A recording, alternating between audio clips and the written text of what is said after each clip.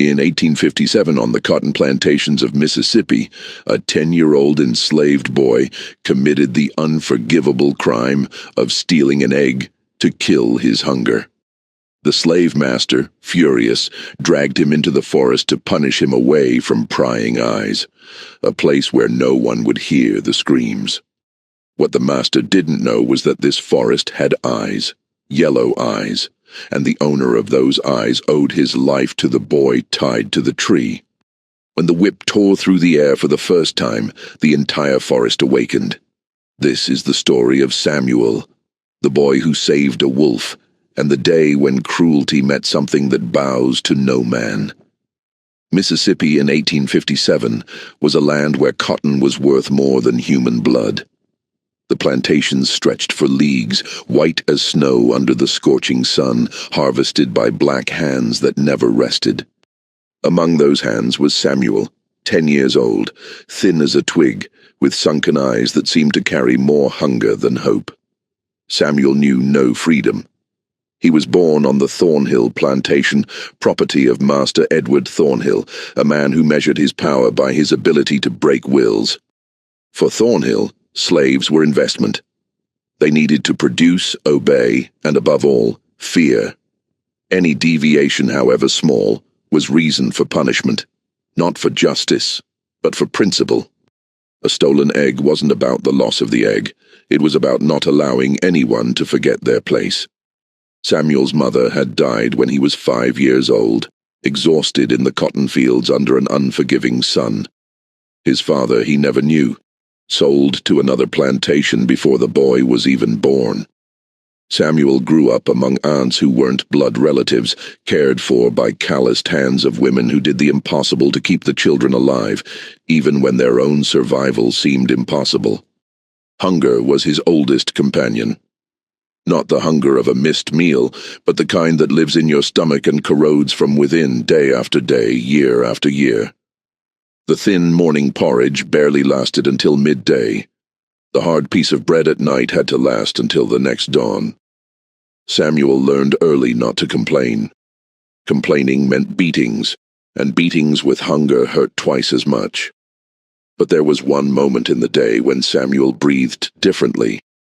A task that others avoided, but for him was almost a blessing, fetching firewood at the edge of the forest.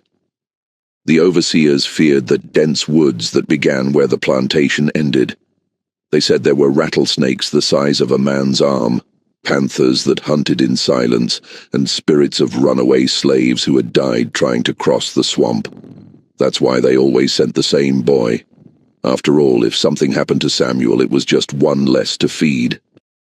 Samuel would carry his old burlap sack and walk alone down the narrow path that separated the world of men from the world of trees. There, away from the overseers' shouts and the crack of whips, he could pretend for a few minutes that he was free. He could look up and see the sky through the canopy, hear the song of birds that obeyed no one, smell the damp earth that knew no chains. The forest frightened the white men. For Samuel, it was the only place where he could breathe. Samuel would wake before the bell, not because he wanted to, but because hunger wouldn't let him sleep properly. His stomach would tighten, rumble, ache, an emptiness that seemed to suck everything from within. He would lie on the packed earth floor of the slave quarters, looking at the thatched ceiling, waiting for the inevitable call for another day. The bell would ring 3 times, chimes that cut through the still dark air of dawn. Samuel would rise along with the others, moving like a shadow among shadows. The women were already lighting the fire to prepare the porridge. The smaller children cried softly, from hunger or cold. No one could tell any more. Breakfast was always the same. Watery cornmeal porridge, without salt, without anything. 1 ladle per person. Samuel would drink slowly, trying to make it last, trying to fool his stomach. It didn't work. Half an hour later, the hunger returned as if he'd never eaten. In the fields, work began with first light. Samuel was too small for cotton picking, so they made him carry water, clean tools, pull weeds. Children's work, they said, as if children didn't tire, didn't sweat, didn't feel pain in their backs. But every day, around mid-morning, Overseer Sullivan would shout his name, "Samuel, firewood, go." It was a simple order, but it came with a secret relief. Samuel would grab the old sack and head for the trail, alone. That was the part that mattered. Alone meant no whip on his back, no eyes watching every movement, no having to lower his head when a white person passed. The trail began where the fields ended. On one side, endless rows of cotton. On the other, the dark green wall of the forest, a clear line dividing two worlds. Samuel would always pause for a second at this line, as if he needed courage to cross it. Then he'd take a deep breath and enter. The forest was another universe. Humid, shadowy, full of sounds Samuel couldn't identify. Branches cracked, leaves whispered, something was always moving in the bushes. The white men said there was danger there. Samuel knew the real danger was behind him, in the fields, in the big house, in the men with whips and chains. He would gather dry twigs, fallen branches, pieces of wood that would serve for the kitchen fire. He worked slowly, stretching out the time. Every minute there was a minute without hearing screams, without feeling the weight of fear. Sometimes Samuel would lean against a tree and close his eyes, just listening, the wind in the leaves, water running somewhere in the distance, birds singing without asking permission. There, for a few stolen moments, Samuel forgot he was someone's property. But hunger never forgot him. It was on a September afternoon that Samuel saw the eyes for the first time. The day was muggy, heavy, with that humid heat that sticks to your skin. Samuel had filled half the sack with firewood and was resting against an old oak tree, with thick roots that looked like fingers buried in the ground. He was looking at his own hands, small, injured, too calloused for 10 years, when he felt it. Someone was watching. It wasn't a feeling. It was certainty. That kind of knowledge that comes from somewhere deeper than thought. A primitive alarm that every living being carries within. Samuel froze. He didn't turn his head, didn't make a sound. He just let his eyes move slowly, searching. That's when he saw them. Between two dark trunks, about 20 paces away, a pair of yellow eyes glowed in the gloom. They weren't snake eyes nor wildcat eyes. They were large, round, fixed, and they were looking directly at him. Samuel's heart raced. He knew the stories: panthers, wolves, bears, things that killed people in seconds. He couldn't run, he knew that. Animals chase what runs. So he stayed still, praying softly without moving his lips, asking God that the creature wasn't hungry. Before we continue this shocking story, subscribe to the channel and comment "freedom." So I know who you are. Thank you, and let's keep going. Slowly the creature took a step forward. Samuel saw the muzzle first. Then the dark fur, matted, dirty with mud and dried blood. The animal was huge, bigger than any dog Samuel had ever seen. A wolf. A giant wolf, with a body too thin for the size of its frame, ribs showing, one front paw dragging slightly on the ground. The wolf was injured. And thin. As thin as Samuel. For long seconds, boy and animal measured each other in silence. Samuel breathed shallowly, trying not to make sudden movements. The wolf just watched, with those yellow eyes that seemed to see more than they should. There was no anger in that gaze, no hunger, just weariness, pain, loneliness. Samuel recognized it, because he felt the same.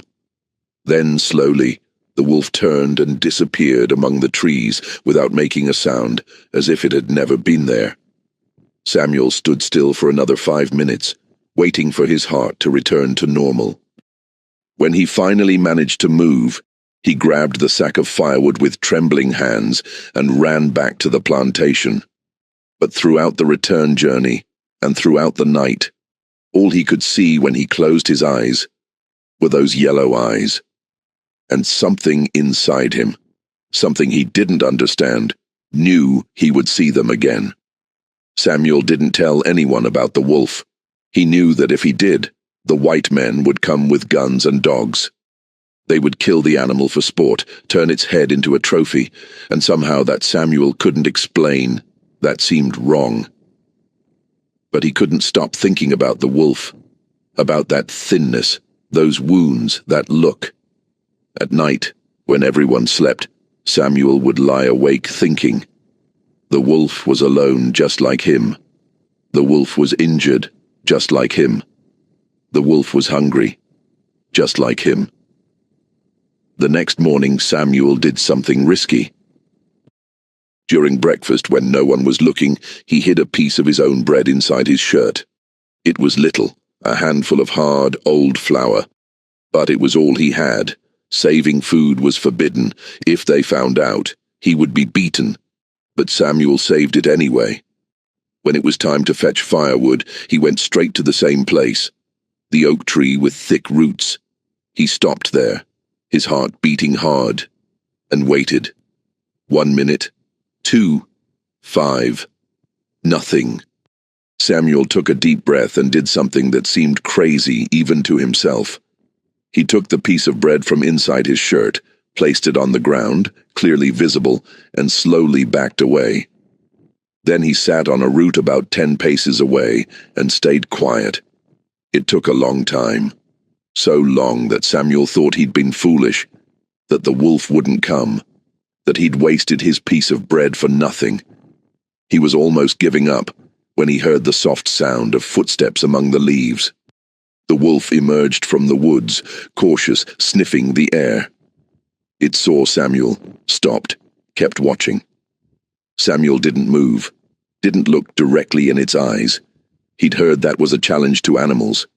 He just stayed quiet, breathing slowly. The wolf took another step, then another. It reached the bread, sniffed it, looked at Samuel one more time. Then, in a quick movement, it snatched the piece and backed away a few steps, chewing. It wasn't enough to kill the hunger of an animal that size, but Samuel saw gratitude in those yellow eyes. "You're alone, aren't you?" Samuel spoke softly, more to himself than to the wolf. "Just like me." The wolf didn't respond, of course, but it also didn't leave. It stayed there at a safe distance, just watching. And Samuel, for the first time in a long time, didn't feel completely alone in the world. The following days became routine. Samuel would save pieces of food, a chunk of bread, a potato peel, once even a piece of pork fat left over from the big house kitchen. He hid everything inside his shirt, risking the whip every time. When he went to fetch firewood, he would leave the food in the same place. The wolf always came, always ate, and gradually the distance between them decreased. Samuel began to talk to it, softly, scattered words he didn't say to anyone else. He talked about the hunger that never went away, about the mother he barely remembered, about the fear that lived lodged in his throat. The wolf would listen, lying among the roots with those yellow eyes fixed on the boy. It didn't understand the words, but it understood the tone. It recognized another living being who also carried pain. The fear didn't disappear, but it became something else. It became respect. Samuel respected the wolf for being what it was, wild, free, bowing to no one. And the wolf somehow seemed to respect Samuel too. It was on an October afternoon that everything changed. Samuel had gone deeper into the forest that day, looking for drier branches. He was far from the usual oak when he heard it, a low, hoarse, pained sound. It wasn't a growl. It was a whimper. He followed the sound, his heart tightening. He passed through dense bushes, dodged roots that seemed to try to grab him until he reached a small clearing, and he saw. The wolf was lying on the ground, its hind leg trapped in an iron snare, one of those that white men set to catch foxes and coyotes. The metal teeth had bitten deep into the flesh. Blood stained the fur and the ground around it. The wolf was trying to free itself, pulling, whimpering, but each movement only made the trap bite deeper. When it saw Samuel, the wolf stopped struggling, the yellow eyes fixed on the boy, full of pain and something that seemed like pleading. Or maybe Samuel just wanted to believe that. He knew he should leave, should run back to the plantation, get the firewood, pretend he hadn't seen anything. A trapped wolf was the white men's problem, not his. If anyone found out he'd helped the creature, it would be considered sabotage. The punishment would be terrible. But Samuel looked into those eyes, saw the pain, saw the desperation, saw himself, trapped, bleeding, whimpering, waiting for someone who never came. "I'm going to free you," he said softly. "But you can't bite me, you hear? Please don't bite me." Samuel approached slowly on his knees, hands extended to show he had nothing. The wolf didn't growl. It just watched, body tense, breathing heavy. Samuel could smell the blood, could see the animal's muscles, ready to attack if necessary. But he continued. He reached the trap. It was old, rusty, but strong. The metal teeth were embedded in the wolf's paw, piercing fur and flesh. Samuel grabbed both edges of the trap and tried to open it. It didn't move. He pulled harder, using all his body weight. Nothing. The wolf whimpered, and Samuel felt tears burning in his eyes. "I know it hurts," he whispered. "I know, but I need to force it." He grabbed again, but this time placed his foot on the base of the trap for support. He pulled with everything he had. The muscles in his arms screamed. His hands slipped on the metal dirty with blood. The trap gave a creak, opened a finger's width, then another. Samuel shouted with effort. His hands bled where the iron cut. But he didn't let go. He pulled more, until finally the trap opened enough. The wolf pulled its paw in a desperate movement and was free. Samuel fell backward, his hands on fire, his chest rising and falling. The trap fell to the ground with a metallic thud. The wolf limped a few steps, its hind leg barely touching the ground, bleeding. Then it stopped, turned its head, and looked at Samuel. It was a long look, intense, as if it were engraving that moment, that face, that smell, as if it were marking a debt that had no words to say, but both understood. Then the wolf disappeared into the forest, limping but alive. Samuel sat there for a long time, looking at his own bleeding hands, at the fallen trap, at the trail of blood on the leaves. He knew he had done something important, something that changed something between him and that animal. There, in that moment, a silent debt was born. And debts, Samuel would learn soon, are always paid. The weeks that followed were the strangest of Samuel's life. The wolf disappeared for several days after the rescue. Samuel went to fetch firewood every day, always leaving food in the usual place. But the animal didn't appear. He began to fear the worst. That the wounds had been too severe, that the wolf had died in some hidden corner of the forest. But on a cold November morning, when Samuel arrived at the oak, the wolf was there. Not hidden among the trees, not at a safe distance. It was lying near the roots, waiting. The paw was still injured, but it could support it on the ground. The fur had been cleaned, probably licked, and the yellow eyes shone with a different intensity. Samuel stopped, not knowing what to do. The wolf raised its head, looked at him, and for the first time, there was no tension in the air. There was no fear. "You came back," Samuel whispered, a small smile appearing on his thin face. "I thought you had." He approached slowly and placed the food he'd brought on the ground. This time the wolf didn't wait. It came to the food while Samuel was still close, ate without backing away.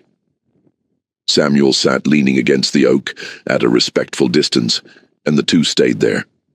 That's how the most unlikely friendship in that Mississippi forest began.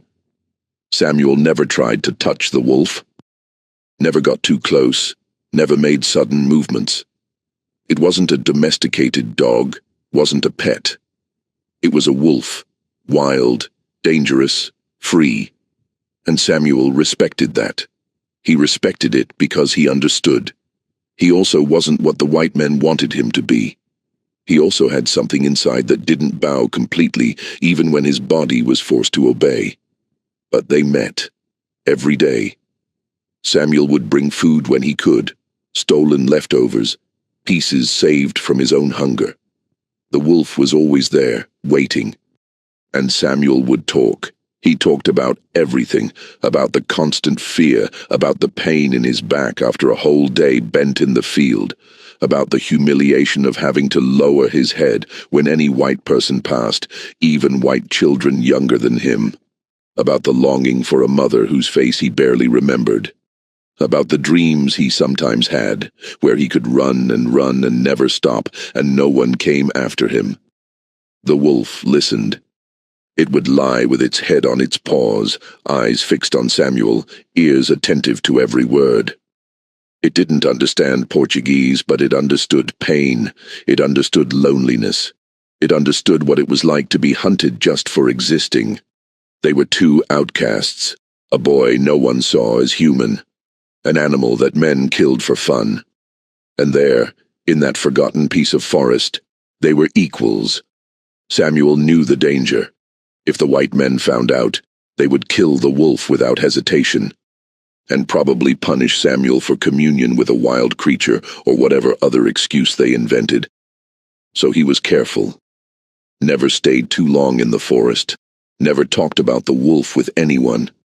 He kept that secret like he kept pieces of food, hidden, protected, precious. Sometimes on moonless nights, Samuel would look through the crack in the slave quarters toward the forest and imagine the wolf there, free among the trees. And for a moment, he allowed himself to imagine that he was free too. That he could walk without chains, without fear, without having to ask permission to breathe. The friendship with the wolf was the only thing in Samuel's life that belonged only to him. The only choice he had made of his own free will. The only relationship where he wasn't property or slave. He was a friend. And that, Samuel would discover soon, was worth more than either of them imagined. Winter arrived with even tighter hunger. Rations decreased. Master Thornhill said it was because of market prices, but everyone knew it was just greed. The porridge became thinner, the bread older. Children cried more during the night, and adults became quieter during the day. Samuel was desperate. The food he managed to save for the wolf was costing his own survival. But every time he thought about stopping, he remembered those yellow eyes, that paw trapped in the snare, the moment when he had done something that mattered. So he continued sharing, continued starving to feed his only friend. It was on a cold December morning that it happened. Samuel was passing near the chicken coop, an improvised construction near the big house kitchen, when he saw it. The door was ajar. Someone had forgotten to lock it after getting eggs for the master's breakfast. He stopped, looked around. No one nearby. The overseers were in the fields. The cook was inside the house. It was just a second. Just one chance. Samuel's stomach hurt like never before. It had been 3 days since he'd barely eaten, saving almost everything for the wolf. Dizziness came and went. At night he dreamed of food. He woke up with the taste of nothing in his mouth. One egg. Just one. No one would notice. There were so many in there. Samuel knew it was a lie. He knew that on the Thornhill plantation everything was counted, measured, controlled. Eggs were counted every morning and every night. 1 egg less would be noticed. But hunger was stronger than fear. Or maybe hunger and fear had merged into one thing that pushed Samuel inside that chicken coop. He entered quickly. The chickens clucked, nervous. In the corner, 3 fresh eggs still warm. Samuel grabbed one, the smallest, as if that made a difference. He hid it inside his shirt against his skin, where the warmth of the egg mixed with the warmth of his own body. He left quickly, closed the door, looked around again. No one had seen. Or so he thought. Samuel waited until it was time to fetch firewood to eat the egg. He went to the oak where the wolf was already waiting, and there, with trembling hands from fear and anticipation, he broke the shell. The yolk ran through his fingers. He ate slowly, savoring every drop, feeling the food go down his throat, calming a bit that endless hunger. He shared with the wolf, half for each. The animal licked his fingers, something it had never done before, and Samuel laughed, a strange sound that he'd almost forgotten how to make. For a few hours he was happy. For a few hours he forgot the world, but the world doesn't forget. When Samuel returned to the plantation that afternoon, there was unusual commotion. The overseers were gathered near the chicken coop. The cook, a fat white woman with a red face, was shouting about thieving Negroes. Master Thornhill was there too, arms crossed, face hard. Samuel felt his blood freeze. "Line everyone up!" Master Thornhill shouted. "Now!" The overseers went from quarters to quarters, dragging everyone out. Children, old people, pregnant women, everyone. They formed a line in the packed earth courtyard. Samuel placed himself along with the others, trying to control the trembling in his legs. Master Thornhill walked along the line, his boots making noise on the ground. He stopped in front of each person, looking in their eyes, searching for guilt. "One egg," he said, his voice cutting. "Someone stole an egg from my chicken coop." Silence. "It's not about the egg," he continued. "It's about respect. It's about knowing one's place. It's about understanding that here on this plantation I am the law, and whoever breaks my law pays."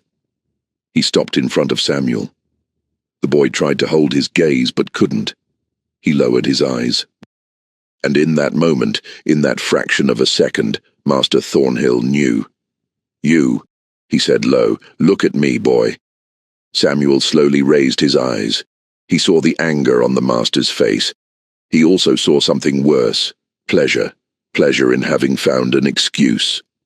"It was you, wasn't it?" Samuel could lie, could deny, but lies cost dearly when discovered. And on his face, everyone already knew the truth. "Master, I was hungry, The slap came so fast Samuel didn't even see it. He only felt the explosion of pain in his cheek, the taste of blood in his mouth, the ground approaching. He fell sideways, vision darkening for a second. "Get up!" Master Thornhill shouted. Samuel stood up, legs shaky. Blood dripped from the corner of his mouth. "Tomorrow morning," Master Thornhill said, loud enough for everyone to hear, "this boy is going to learn what happens to thieves. And you all are going to learn along with him." He looked around at all the frightened faces. "No one steals from me. Never." Edward Thornhill wasn't the worst slave master in Mississippi, but he was also far from being one of the best. He didn't whip for sadistic pleasure, like some Samuel had heard about. Didn't brand with iron. Didn't separate mothers from babies just out of cruelty. But Thornhill had vanity, and his vanity fed on control. He had inherited the plantation from his father, along with the debts and the reputation of being soft with the Negroes. In the first years, he had tried to be different, reasonable even. But the neighbors laughed. They said he would lose everything if he didn't show a firm hand. They said slaves only respected fear. So Thornhill learned to turn punishment into theater. It wasn't about the crime. It was about the performance. About ensuring each punishment was engraved in everyone's memory so no one dared to repeat it. A stolen egg was the perfect opportunity.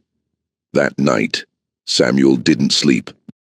He lay on the floor of the slave quarters, hearing others whisper worriedly. Some women cried softly. Aunt Ruth, who always had words of comfort, came to him and held his thin hand. "It's going to hurt," she said softly, "but you'll endure. Bite your tongue. Don't scream. Don't give him the satisfaction." Samuel nodded. but inside he was empty. It wasn't the fear of pain that hurt most. It was the injustice. It was knowing that a lifetime of hunger, of work, of obedience meant nothing. A single egg, an egg he didn't even have time to savor properly, and everything ended in blood. The bell rang before sunrise.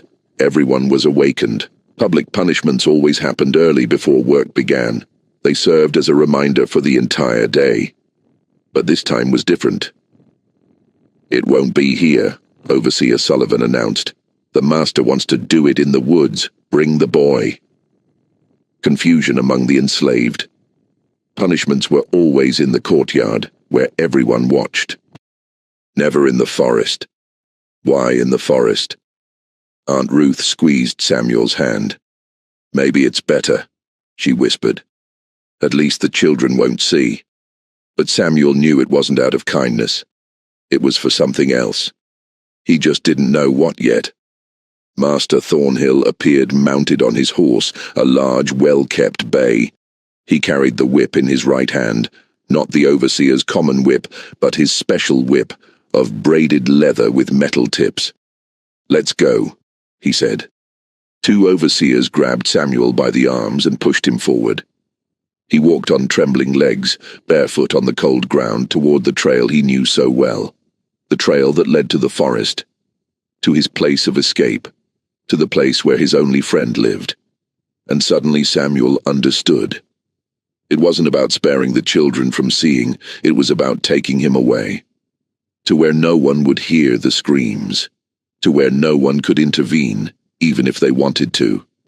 The forest that had been his refuge would now be his place of torment.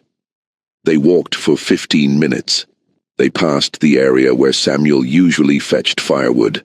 They passed the oak. Samuel looked at the thick roots where the wolf used to lie, but there was nothing there, just leaves and shadow. Finally, Master Thornhill stopped in a small clearing. The sunlight hadn't reached there completely yet. Everything was gloom and cold. "This will do," he said, dismounting from the horse. The overseers dragged Samuel to a thick tree. They forced his arms around the trunk and tied his wrists on the other side with rough rope. Samuel was facing the trunk, back exposed, feet barely touching the ground. "Take off the shirt," Thornhill ordered. One of the overseers tore Samuel's old shirt, exposing his thin back where the ribs were visible under the dark skin. Thornhill held the whip, testing its weight. The leather cracked in the air once, just to intimidate. Samuel closed his eyes tightly. 20 lashes, Thornhill announced. "So you learn that nothing here is yours. Not an egg, not a piece of bread, not the air you breathe. Everything is mine. You are mine." He raised his arm. And that's when the forest awakened. The wolf was hunting when it felt it. It wasn't sound. It wasn't scent yet. It was something deeper. That instinct that has no name, that connects predators to the world around them. Danger. Fear. Familiar. It stopped mid-movement, a half-eaten ear forgotten between its paws. It raised its head, muzzle testing the air, and then it caught it. The boy's scent. But it wasn't the normal scent, that of sweat, earth, and the old bread he always brought. It was the scent of fear. Pure fear, sharp, desperate. The kind of fear that precedes pain or death. The wolf knew that scent. It had felt it before, when it was trapped in the snare, when the metal teeth bit into its flesh and it thought it would die there. And it had felt the opposite, the absence of fear when the boy came, when small, trembling hands freed it even at great risk. Debts don't need words. They're engraved somewhere older than language. The wolf began to run, not from hunting instinct, not from hunger, but from something wolves understand better than humans, loyalty. The boy had saved its life when he could have fled. The boy had shared food when he himself was starving. The boy had spoken to it as an equal, not as an inferior creature. And now, The boy was in danger. The wolf crossed the forest like a shadow. Body still thin but strong, the paw that had been injured now healed enough to run. It jumped over roots, dodged bushes, following that scent of fear that grew stronger with each second. It reached the edge of a clearing and stopped. There was the boy, tied to a tree, back naked and exposed, and behind him a man. Smell of horse, leather, anger, and that specific type of cruelty the wolf recognized. The man held a long thing that ended in tips that gleamed in the dim light. The wolf had seen men like this before. Men who killed not from necessity, but for pleasure. Men who hurt for fun. 2 other men were there too, smelling of sweat and lesser fear. Not the fear of suffering, but the fear of those who watch and do nothing. The man with the gleaming thing raised his arm, and the wolf decided. It wasn't a conscious decision. It was instinct deeper than thought. It was honor. Yes, animals have honor, even if humans sometimes forget this. It was debt being paid. The wolf left the protection of the trees. The first to see it was Overseer Sullivan. He was leaning against a tree on the other side of the clearing, waiting for the spectacle to begin, when something in the corner of his vision made him turn his head. What he saw made him freeze. A huge shadow was emerging from the forest. No, it wasn't a shadow. It was a wolf. The biggest wolf Sullivan had ever seen in his life. The size of a calf, with dark fur stained with grey, muscles moving under the skin, and eyes. God, those yellow eyes glowing with an intensity that made Sullivan forget how to breathe. "Master," he stammered. Thornhill had his back turned, concentrated on positioning the whip correctly for the first blow. "Shut up, Sullivan, The growl cut his words like a knife. It wasn't a common growl. It was a sound that came from somewhere primitive, prior to civilization, prior to fences and plantations and chains. It was a sound that reminded all the men there that they were, in the end, just meat. Thornhill turned slowly. He saw the wolf. The whip dropped slightly in his hand. "Good Lord," he whispered. The wolf didn't run, didn't attack blindly. It advanced slowly, deliberate, eyes fixed on Thornhill. Each step was a message. Get out of the way or become food. "Shoot!" Thornhill shouted, recovering his voice. "Kill that creature!" Overseer Sullivan pulled the revolver from its holster with trembling hands. He aimed. The shot echoed through the forest, sending birds flying in panic. The bullet passed too close to the wolf, tearing bark from a tree behind it. The wolf didn't even blink. Sullivan shot again, missed again. His hands trembled too much. The fear was too great. That's when the wolf decided it had waited long enough. It charged. Sullivan dropped the gun and ran. The other overseer tried to raise his rifle, but the wolf was faster. It hit the man with all its body weight, knocking him down like a doll. The rifle flew far.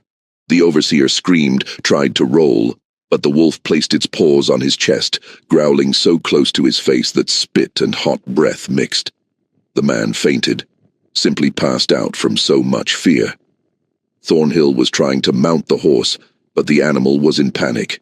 It neighed, kicked, backed away. The wolf turned toward him, and Thornhill did the only thing he could, ran backward, stumbled over a root, fell on his back in the dirt. The wolf advanced. It stopped centimeters from the fallen body, teeth showing, a low, continuous growl vibrating in its throat. Thornhill raised his arms to protect his face, the whip fallen beside him, useless. Don't kill me," he begged. "Please." The wolf could kill. Easily. One bite to the throat and it would all be over. But it didn't kill. Instead, it turned and walked straight to the tree where Samuel was still tied.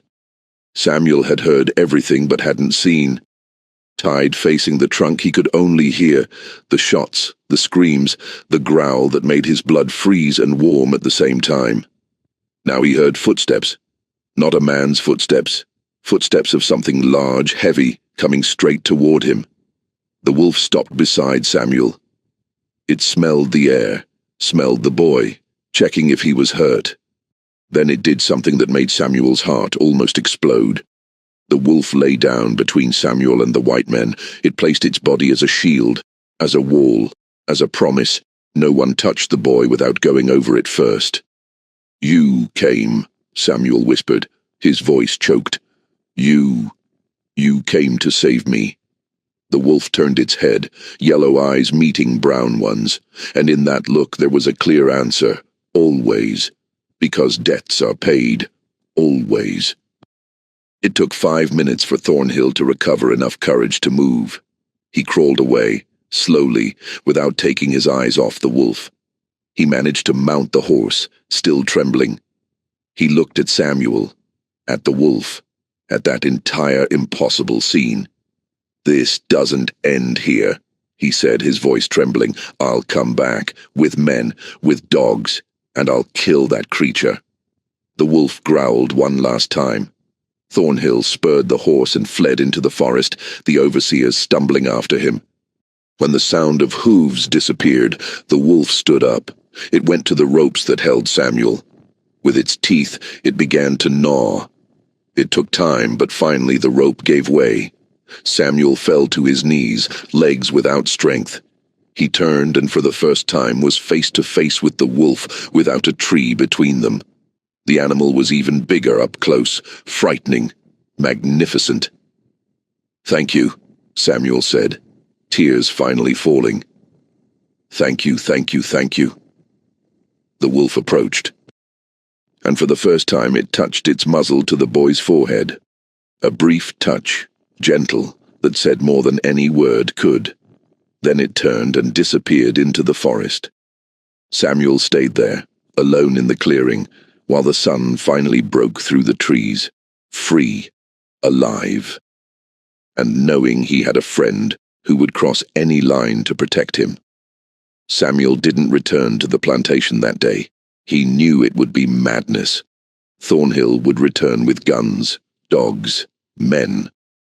They would kill the wolf, and probably kill Samuel too for witchcraft or whatever other accusation they invented. So he ran, deeper into the forest, to places he'd never been.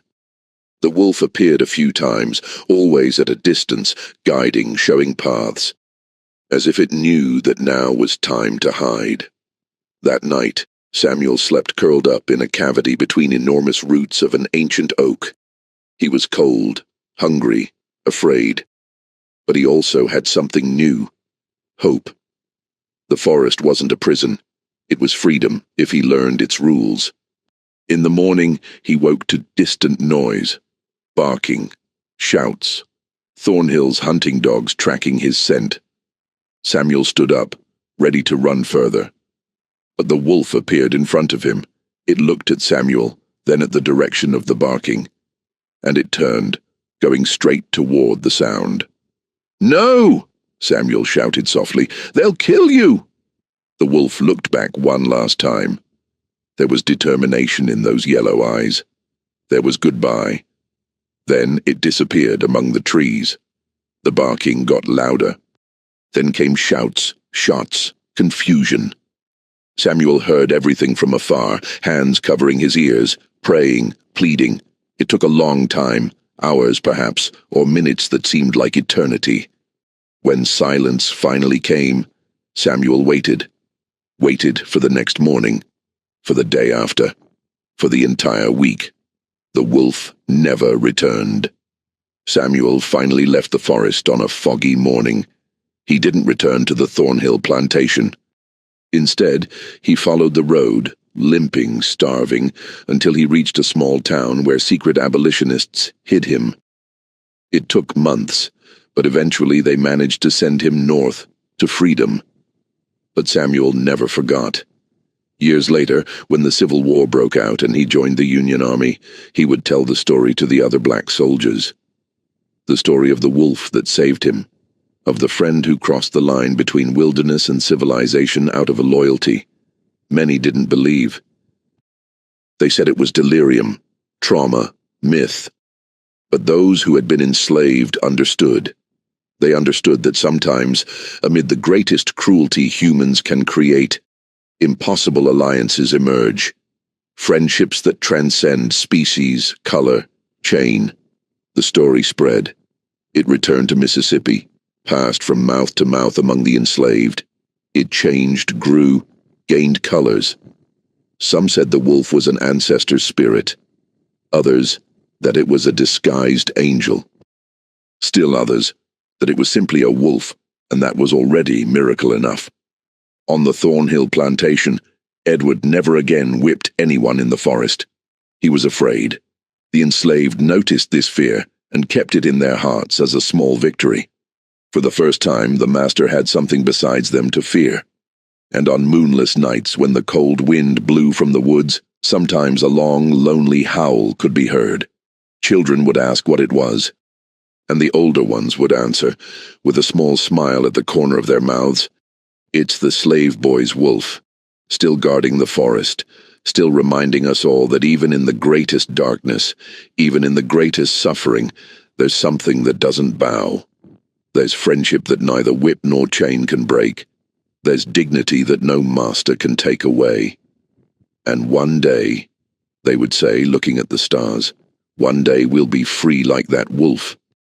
And when we are, we'll remember everyone who helped us get there, even those who had 4 legs and yellow eyes."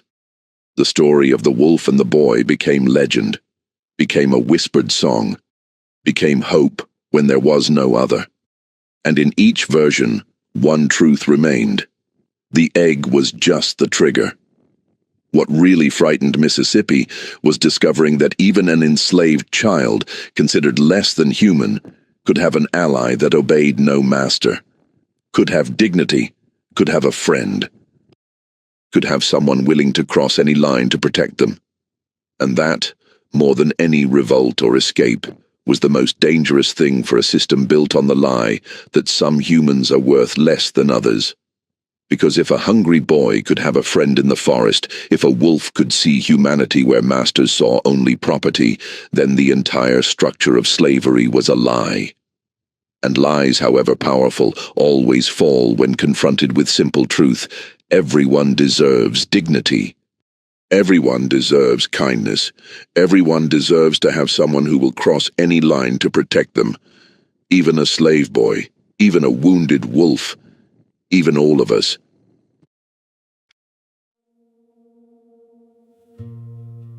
Don't pity me. My heart doesn't need your mercy. I can still stand on my own.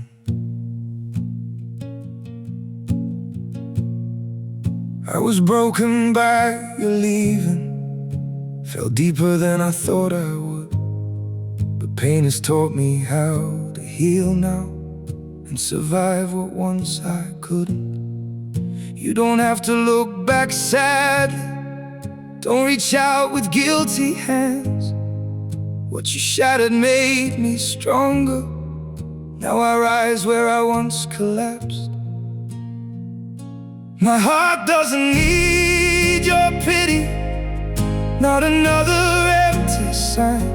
I've got enough strength left within me to rebuild this life of mine. My feet are steady through the sorrow.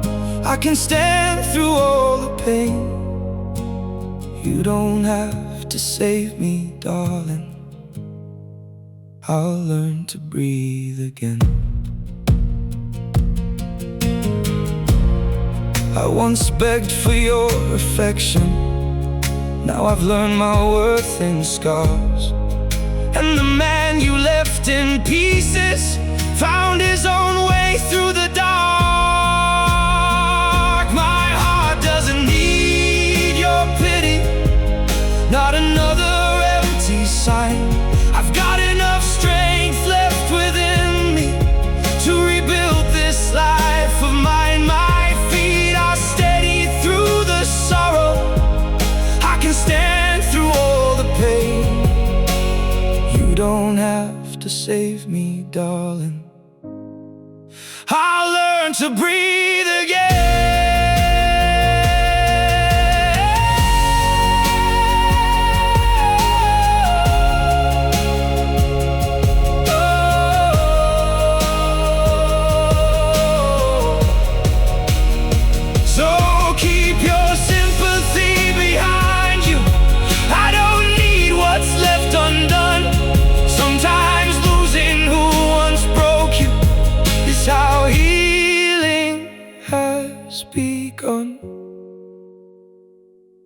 heart doesn't need your pity, not another empty sign. I've got enough strength left within me to rebuild this life of mine. My feet are steady through the sorrow. I can stand through all the pain. You don't have to save me, darling. I'll rise alone again.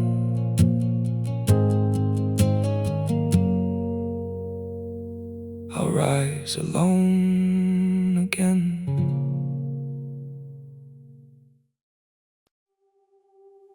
I'm freezing, I'm bleeding, slowly fading away. But don't worry, I'm fine.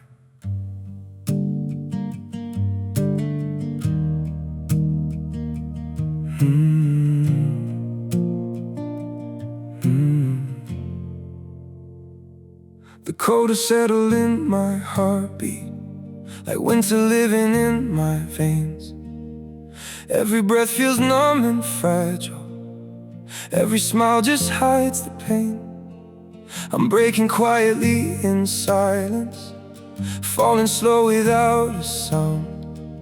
Yet I keep saying I'm okay, while my world burns to the ground. I'm frozen here, I'm bleeding slowly, dying piece by piece inside. But I still whisper, it's alright, just to keep you from goodbye. I'm shattered, love, but don't you worry. I'll pretend till my last breath, even while my soul is fading. I'll say everything's okay. Maybe pain just learned to live here. Maybe sorrow feels like home. So I wear my wounds like armor and survive them all alone. I'm frozen here, I'm bleeding slowly, dying piece by piece inside. But I still whisper, it's alright, just to keep you from goodbye. I'm shattered, love, but don't you worry. I'll pretend till my last breath, even while my soul is fading. I'll say everything's okay. If you ever see me smiling, no, it's just my last defense. 'Cause sometimes love means hiding how much you're suffering.